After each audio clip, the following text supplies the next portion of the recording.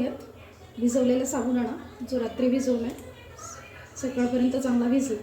तूप, उकडलेला बटाटा, थोडेसे भाजलेले शेंगदाणे, मिरची, थोडीशी चवीपुरती साखर, चवीपुरतं मीठ आणि दाण्याचं कूट. आता गॅसवरती कढई तापत ठेवलेली आहे. कढई तापली आहे. 2 चमचे साजूक तूप टाकलं आहे खिचडी बनवण्यासाठी.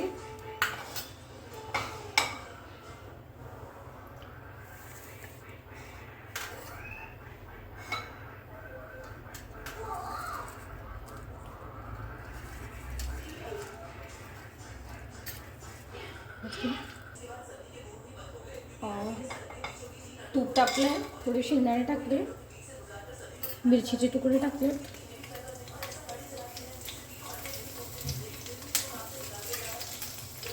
थोडंसं परतून घेऊया.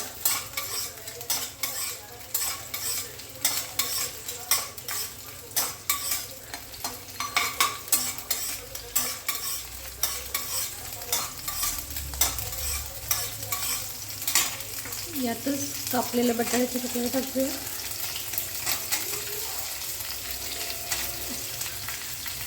आणि ते थोडा वेळ परतून घेऊया तुपात.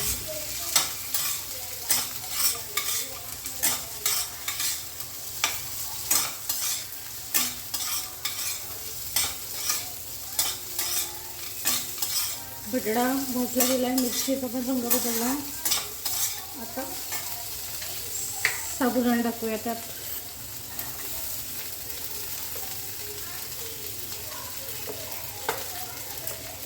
एक वाटी भिजवलेला साबुदाणा आहे, त्यात अर्धी वाटीचा शेंगदाण्याचा कूट टाकूया.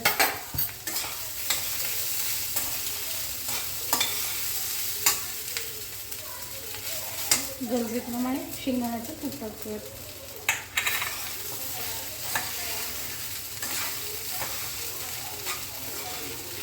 हे सगळं मिक्स करून परत परतून घेऊया.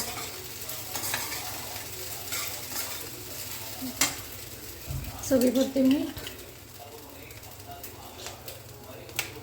आणि परत एकदा मिक्स करून घेऊया.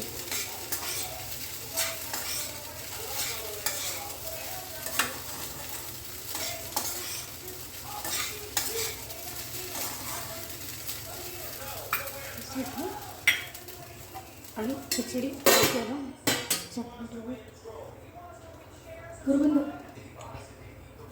2 ते 3 मिनिटं झाकून ठेवून वाफ येऊन दिली आहे. परत एकदा हलवली खिचडी आणि परत आता 1 ते 2 मिनिटांसाठी आपण झाकून ठेवूया खिचडी. मध्ये 1-2दा झाकण काढून साबुदाणा शिजवायचं पाहायचं आणि परत सगळं मिक्स करून 1-2 मिनटं परत वाफ येण्यासाठी ठेवून द्यायचं झाकण.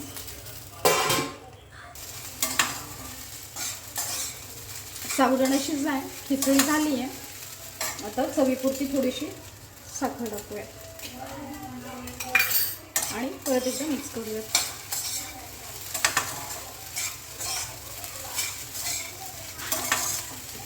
आता झाकण ठेवून 2 मिनटं ठेवूया. 1 ते 2 मिनटं वाफ येऊ द्यायची आणि 1 ते 2 मिनटांनी मग गॅस बंद करूयात. गॅस बंद केलेला आहे. आता काय करायचं, गॅस बंद करून झालेला आहे. मस्तपैकी वाफ आली, खिचडी तयार झालेली आहे. आता गरम गरम खिचडी डिशमध्ये सर्व करूयात.